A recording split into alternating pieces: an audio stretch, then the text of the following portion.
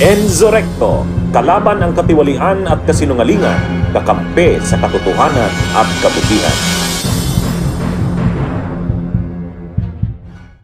Kayo po ba'y nagulat? Maliit lang naman ng Pilipinas, ano? So, I suppose, kilala niyo ng matagal si dating congressman, dating Secretary Mike Defensor at ang kanyang asawa. Sa ibang mga pagkakataon, kayo po ba'y nagulat na lumutang o nakita ang kanyang mga pangalan doon sa inyong na-operate na hindi ko alam exactly kung paano i-describe yung lugar na inyo pong pinuntahan? Well, siguro po, to put it in context, no, liwanagin po natin yung pangyayari na yan. Yung pong lugar na yun, yung Chicago KTV, was registered as a family KTV. Pero meron pong mga report na sa amin na ito ay nagiging pugad po ng prostitusyon at ng paggamit ng ipinagbabawal na gamot. Kaya bilang mandato po ng NBI ay kami po ay nag-surveillance.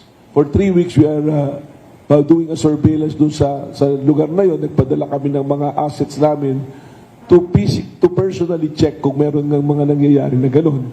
At nung nag-positive po na may report nga na gano'n na meron talagang nangyayari na human violation ng anti-human trafficking law at ng dangerous drug law, nagkasapo kami ng isang operasyon nung Martes po. Martes pa po ito nangyari, pero pumutok yung balita kahapon dahil pre-process po namin maigi muna.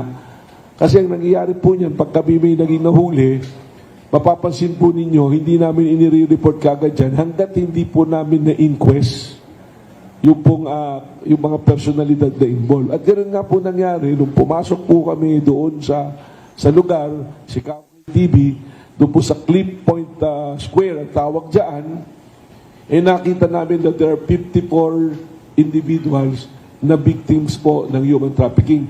Ito po ay rescue at entrapment operation. At hindi lang naman po ang NBI ang dumating dyan, kasama po namin ang social workers ng City of Pasig at naka-coordinate po ito sa City of Pasig. Hindi po ito gawa lang ng NBI o gawa-gawa lamang na ngayon nagkataon na yung Cliff Point Development Corporation, ang chairman ng kumpanya ay si dating Congressman Mike Defensor, ang presidente po ay si Julie Defensor. At yung treasurer, yung anak po niya. Ngayon, kung mapapansin po ninyo, ang sinampahan po ng kaso ay yung asawa at anak niya at hindi po siya kasama. Hindi pa siya kasama. Kasi po, yung Serene po, nakita namin yung dokumento ng Serene na ang nakalagay doon, Serene doing the business style of Blue Hotel.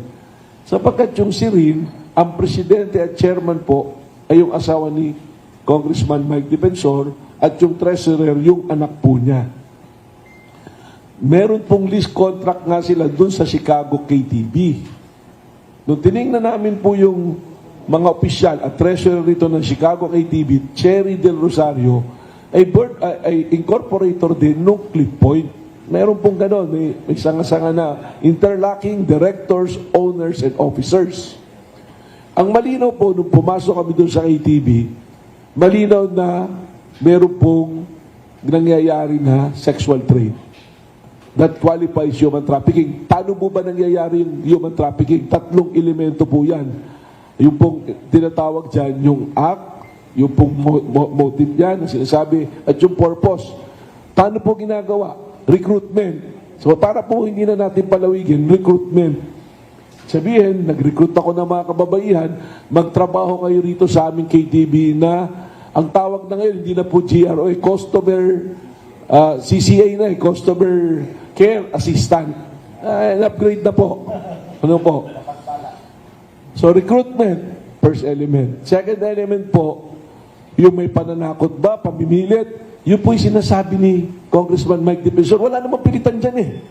Pero ang nakalimutan po niya, isa rin sa elemento, kung meron pong fraud, yung pong pangyayaya sa'yo, and they prey upon your pagiging mahirap, kailangan mo ng pera, kakausapin ka, customer care assistant ka, pero gusto mo bang kumita na extra?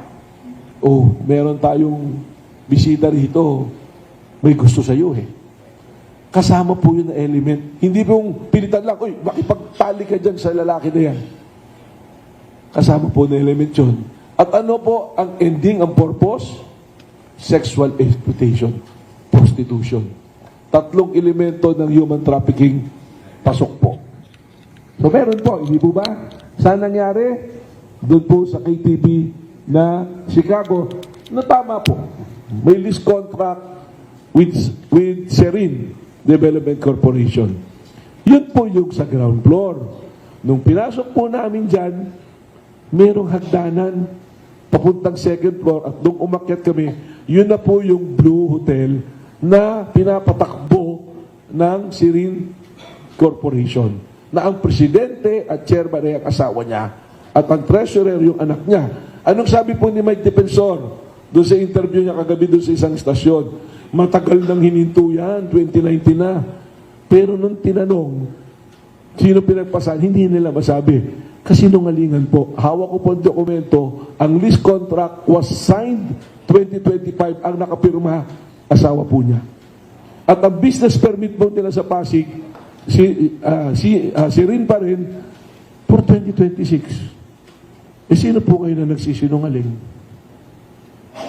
Though I challenge by defensor, pati po yung asawa niya, huwag nating dalhin sa usapin ng politika at huwag pong sabihin na dinala ko ang pamilya mo dahil sa politika. Ikaw ang naglagay sa pamilya mo dyan sa negosyong yan. Just to give you a background pati, nung aming tinitrace back ang history, ang pangalan pala nito ay Beneto Luna, yung KTB. At yung taas, Luna Hotel, na nagsimula noong 2017. Napansin ko, nung kami pumasok doon, nakalagay pa nga rin yung mga tropilo na Beneto Luna. At may aquarium.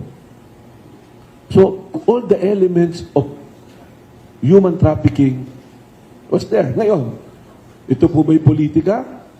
Sila po ang magsabi. Hanggat maaari nga, kung hindi naman involved, hindi naman po namin isinasabi. May mga binanggit po nga silang pangalan na wala doon sa dokumento, hindi namin isinama muna sa kaso. Bakit po? Dahil ang NBI, mag-iimbestiga muna kami. Hindi muna namin sinama yung Cliff Point Development Corporation dahil malinaw doon sa lease contract ng Serin at ng Chicago, sila yung magkakausap. Yun nga lamang, nung amin na pong iniimbestigahan, mas malinaw ngayon na may interlocking directors, interlocking owners, interlocking officers. So, sabihin, alam. Saka, kung mapansin nyo yung interview ni kagalang-galang Mike Defensor, alam na alam niya yung mga operation eh. Sabi nga niya, marami pang ibang club dyan, but ito lang yung pinapasok, politika to. Well, nagkataon nandiyan dyan gay. Huwag nating ilihis na gawin natin politika. Trabaho po ng National Bureau of Investigation na hulihin at padalagutin ang mga lumalabag sa batas. At sabi niya, puro politika daw ang inaasikaso ng NBI. You check my track record from February 23 until today kung ano yung mga hinuli namin. Meron po kami mga hinuli, violation ng USAID, ng lab scam, mga foreigners po na nagbabiolate ng immigration law, naghahanap buhay dito ng illegal. Pati nga po pagtitinda ng dog meat ng mga Vietnamese, sinuli namin. Yung mga peke po na anti-rabies, sinuli po namin. In my more than 50 days po dito, i-check niyo po yung track record. This is yung sinasabi po ni former Congressman Mike Defensor is very unfair to the men and women of NBI and the law enforcement. Huwag po nating insultuhin yung ating mga kasama na nunungkulan. Ako ngayon na magsasabi, kung may personal ka sa akin, dahil iniisip kong pinupolitika kita, huwag nating idamay yung mararangal na nanunungkulan sa National Bureau of Investigation. At lahat po kami doon, ginagawa naming marangal yung trabaho po namin. Hindi po kasalanan ng NBI na yung asawa at anak mo'y mapasama sa kaso dahil inilagay mo sila sa hanap buhay na kailangan mo'y papadagutin. Yun na lang po. Ito na lang, balikan natin ha. Number 1, sabi niya 2019 huminto na. Nung tinatanong kanino pinasa, wala. Under the rules of court, the best evidence rule is the document unless you prove it that the document is fake. Galing po ng SEC. Galing po ng City Hall ng Pasig. At hindi lang po NBI ang pumasok. Nakita niyo po yung video, may kasama kaming media para masiguro na walang abusong mangyayari. At kasama namin ng CSWD. Nakipag-coordinate po kami sa City of Pasig. coordinate po kami sa Barangay Ugong, nandun po yung mga barangay officials. May body camera na nakakabit. Nandun po lahat. So ngayon po, siya ang nagdadala sa politika. May mga sinasabi, 1,000 employees na nawalan ng trabaho. Huwag natin pagsamantalahan yung ating mahihirap na kababayan na ipasok sila sa illegal na gawain. Because kami po, bilang nanunungkulan sa gobyerno, ang mandato po namin proteksyonan ang bawat isa nating kababayan. Uulitin ko lang po, sabi niya wala namang pilitan nangyayari dyan eh. Lalaki po ako. I'm reading between the lines. Ang iniisip niya siguro, kusang pumapayag yung mga babae na dyan. Pero ang nakalimutan mong elemento, Congressman Mike Defensor, is through fraud and machination na in-encourage mong gumawa ng isang prostitusyon yung tao, that is human trafficking. So, dadagdag ko lang po, last na. Yung drugs naman po, nung nakita, yan po, plain view yan. Pagpasok namin doon sa private room, nakalatag sa lamesa yung droga. At pumapasok pa lang po ako sa pintuan, na ang layo, nandun po siguro yung pinakang-private room, amoy na po yung illegal na droga. And you are allowing it to happen. So, yun lang po. Salamat po. Director, may nabanggit kayong isang bagay na elemento ng prostitution. Para doon may innocence or ignorance. Ano pong kinalaman ng aquarium para masabing may prostitution na nagaganap? Ano po ba yung aquarium? Doon na po papasok yun na namimili eh. May salamin po yan. Pinagbawal na yan eh. Sa human trafficking, bawal yung may ganyan. Allowed talaga naman po na magkaroon ng KTV for fun. Pero yung ilalako mo, para mo inilalako yung mga babae eh. Para mo ginagawa na object eh. That is the very purpose of anti-human trafficking eh. Kung hindi po nakakapasok sa gano'n, makakapanood ng balita. Pakidescribe po kayo yung aquarium na yun. Pagpasok po, ang term po ron, aquarium dahil salamin eh. Tapos makikita mo, nandun yung nakaupo dun yung mga babae. Tapos yung mga darating na potential na mga customer, mamimili doon, kakausapin yung ang tawag doon, mamasang, pero yung parang sila yung manager na tinatawag, magta-transaksyon. Pag nayari na yung transaksyon, dana sa backdoor, akyat na. Yung taas po, mga kama ha. Hotel talaga siya. Meron pa isang violation na hindi namin naisama, na iahabol namin under the Tourism Act of 2009. Kung meron pong foreigner na mag-check-in at hotel operation ka, kailangan kunin mo yung passport, kuhain mo ng copy at i-record mo. Eh meron pong Taiwanese na nag-avail ng sexual service po sa isa po sa mga nandoon sa 54 po. Yung 54 po, kaya po nag-announce din ako, sinabi ko doon sa mga nagso-social media na huwag ibandera yung mga pangalan ng mga 54 na victims because they are rescued. And under the anti-human trafficking law, pag ginawa mo yan, you are also liable. And we are investigating. Kami po ng CSWD ng Pasig, galing po doon sa nangyari na yan. Kung sino man yung nag-leak ng mga dokumento na yan, ano po. Okay lang siguro yung mga akusado, there be the inquest, yung po mga nakalagay kaya at large yun, because they are the officers when we check the documents. So, pinail po namin yun. Meron bang minors na na-discovery doon sa ano? Well, KTV? upon validation po, doon sa mga ID ni Perinicent, wala pong minors. Pero sa NBI po, we will dig deeper. Kasi dali pong kumuha, so we're checking kung may mga peki pong dokumento na iperinisita. Tama, maganda po yung tanong nyo, bakit kung may minors, if one of them is below 18, automatically, qualified na po yun na human trafficking. Pero yung kaso lang po mismo na human trafficking, that is a non-bailable offense po. So, nakakalungkot po to. I will not wish it to any family na ma-involve masama sa ganitong kaso. Pero kami po mismo sa law enforcement, we are also, our hands are tied, kailangan gawin namin. Marami po siya tinuturo lugar, then I encourage him, samahan niya kami. Ituro niya sa amin kung ano yung lugar pa na may ganyan at sasalakay po namin, i-rate po namin. So, ganun po yung sistema namin yan. But it's an assurance to everyone, to the public, that ang NBI po, magtatrabaho kami ng parehas. Wala pong kulay ng politika. Hindi naman po ako nasa politika, nasa law enforcement po tayo ngayon. What I want to promote is law and order. Ngayon, ako naman po, nandiyan na yung kaso eh. Huwag niyong dali sa social media yung usapan. Calling out my name, sasabihin ako mismo, si Atty. Melvin, si Atty. Matibag, sabi ng asawa niyo sa statement, edi sagutin natin. O nung in-interview si Congressman Mike, ngayon na lang, I'm pointing out. Sabi mo, 2019 huminto na. Why do you have a business permit ng 2076? At bakit yung lease contract niyo with Chicago KTV 2025? Kung wala na talagang operation, dapat wala na yan. Eh, ang sasabihin ko, ano mo bang susundan natin bilang investigador?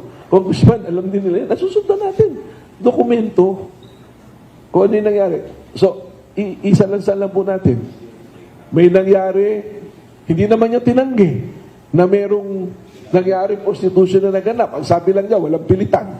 So, may nangyari. So, paano ni recruitment? First element, di ba? Na nag-recruit. Second element, means, di ba? Pumasok doon na ang trabaho, customer care assistant. Tapos, in-encourage mo by offering money. Second element. Pangatlo purpose, para makipagtalik. Prostitution. All the elements are present. Hindi naman tinanggi yun. Ang tinatanggi nila, matagal na raw wala sa kanila, hindi sila. O, eto ngayon. The document is speaking. 2026, may business permit kayo, Cyril Corporation, under the business style of Blue Hotel.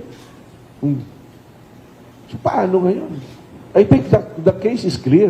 Ako po, abogado tayo. Kayo po, tanungin ko. And I direct this question to Mike Defensor and to his wife and the entire family at sa inyo po lahat na kasama na lahat from whatever source. I direct this question. Put yourself na kayo ho may-ari ng isang establishmento. Kayo po, halimbawa, kayo ang may-ari nito. At ipinaupahan niyo po sa akin na ginamit ko po itong drug den, prostitution den. Lihis doon sa ating agreement na bawal magdala ng ganun. Pero wala kayong magawa dahil malakas ako eh. Bigla po akong nireid ng NBI, ng pulis, sinuli ko. Magagalit po ba kayo rin sa ng huli o matutuwa kayo? Hindi po ba dapat tutuwa si Mike Defensor na sila yung may-ari ng lugar, pinaupahan nila, ginamit pala sa kasamaan, at hinuli ng NBI? Baka dapat tinawagan ako ni Mike Defensor, salamat. At hininto nyo ang illegal na gawin niya. Hindi eh. Sinabi niya, politika to. Yun po yun, napanood yung interview niya eh. Ang nakakatuwa lang po sa interview niya, sa lahat ng sinabi niya nung sa interview na nung ina-analyze ko, Kong Joel, ang nagustuhan ko lang at pari ko sang ayunan, baka mas maganda si manggaling. Matalinong tao daw si Atty. Matibag. So, baka doon ako mag-agree. Pero kung sasabihin po ni Kong Joel na oo, baka at least may confirmation sa ibang tao. Pero siya nagsabi noon. Congressman Mike, please, wag nating ilihis to. Wag nating sabihin na politika ito. Ang hirap po ng paliwanag eh. Sagutin mo lang, elements. Meron ba? Ulitin ko ulit, paulit-ulit na po tayo ha. Tingin mo ba mayroong human trafficking? Ano ba yung elements? Diba? Nag-recruit. Diba? Kinumbinsi nyo para sumalang sa prostitution at makakuha kayo ng bayad. Hindi naman niya tinanggi. Now I challenge Atty. Mike and his wife, itanggi ninyo. Sabihin nyo na walang nangyaring ganon. And next, sabihin nyo wala kayo kinalaman, but the document speaks for itself. Bunyog, bunyog, halikan na kasama ka. Bunyog, kapag buklod ay may pag-asa. Luzon, Visayas, Mindanao, isa ang pananaw. Sa bagong Pilipinas ang bunyog isisigaw.